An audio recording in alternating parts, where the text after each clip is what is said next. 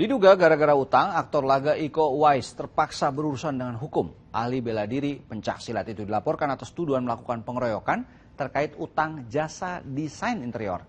Tidak hanya tindak kekerasan, kasus utang piutang bahkan tidak jarang membuat nyawa jadi taruhan. Lalu bagaimana caranya agar utang tidak menimbulkan masalah di kemudian hari? Saudara, berikut segmen khas Buser Info Kriminal.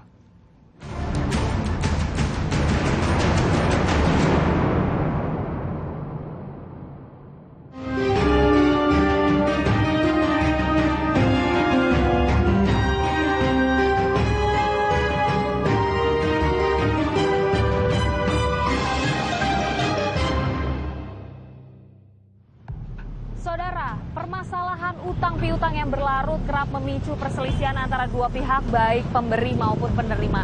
Namun sayangnya tak sedikit masyarakat yang memilih opsi kekerasan sebagai jalan terakhir saat menagih utang. Tapi hati-hati saudara, bukannya uang yang didapat, tapi nyawa jadi taruhan. Lalu bagaimana caranya agar terhindar dari prahara utang piutang?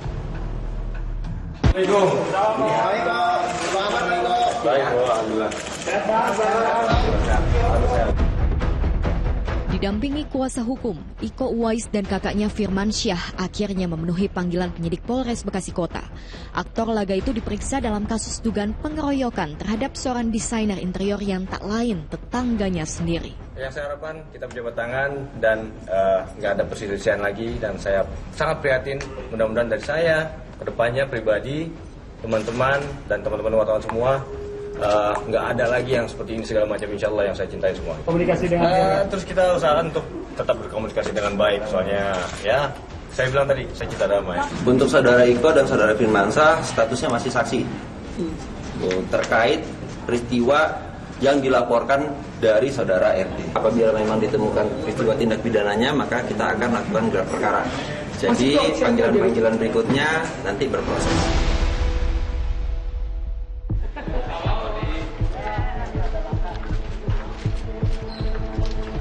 Kasus Iko Uwais mau tak mau ikut menyeret sang istri, Audy Item. Penyanyi ini disebut-sebut berada di samping Iko saat pengeroyokan terjadi. Apalagi Iko dituding menganiaya korban Rudy terkait masalah utang jasa desain interior. Apa tanggapan Audy? Di sini saya ingin tegaskan bahwa tidak ada yang namanya pengeroyokan atau pemukulan seperti yang dilaporkan. Ya. Dan suami saya pure di sini dia membela diri karena melihat kakaknya terancam oleh Rudy, akhirnya dia membela diri. Meski belakangan diketahui kedua pihak sepakat berdamai, tapi tentu saja kasus kekerasan ini tak ayal mencoreng nama baik sang jagoan silat Indonesia.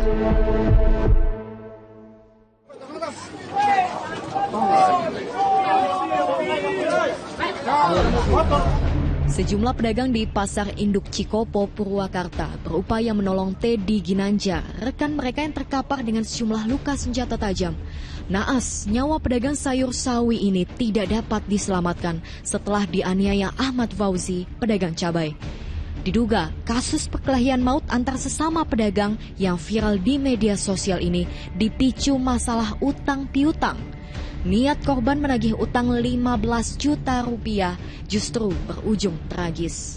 Si pelaku itu cukup lama juga utangnya tidak dibayarkan, sehingga mungkin ketika ketemu papasan di pasar ya terjadi perkara tersebut. Penyebabnya kan karena utang piutang.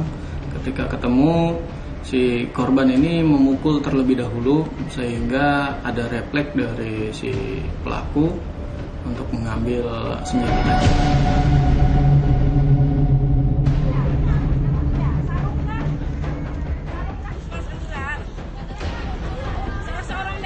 Kasus serupa juga terjadi di Tenggarong, Kutai Kartanegara. Warga perumahan X Tanjung geger menyusul penganiayaan yang menimpa seorang penagih utang alias debt collector.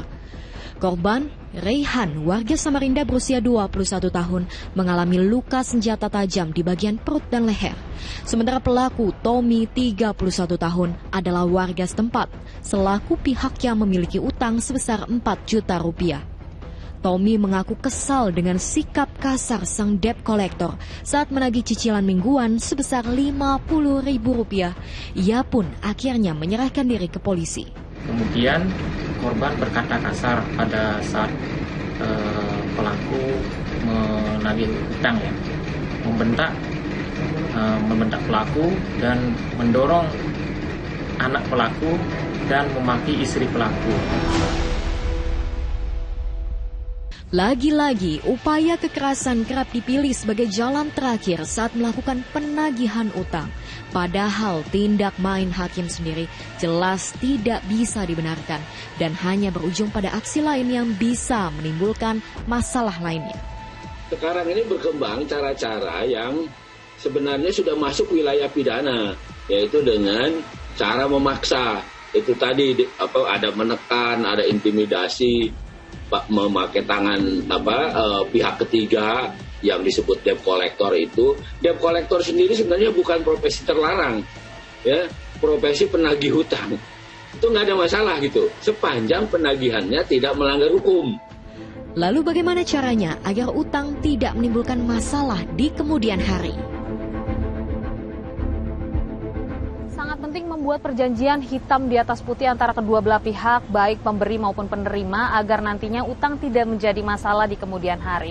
Salah satunya berupa jaminan barang yang senilai dengan nominal utang atau lebih untuk mengantisipasi adanya keterlambatan pembayaran. Penting juga untuk mengingatkan dari jauh-jauh hari agar utang dibayarkan tepat pada waktunya. Dan kesabaran maupun ketenangan dari kedua belah pihak ataupun pihak yang terlibat ini menjadi kunci utama supaya emosi tidak tersulut. Dan yang terakhir, jika memang utang tak kunjung dibayarkan, jalur hukum menjadi pilihan.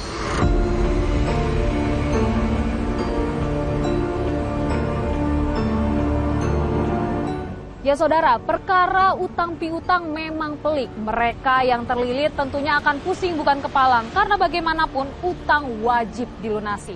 Sebaliknya bagi mereka pemberi utang, dalih apapun, penagihan dengan cara-cara yang melanggar hukum tentunya tidak dapat dibenarkan.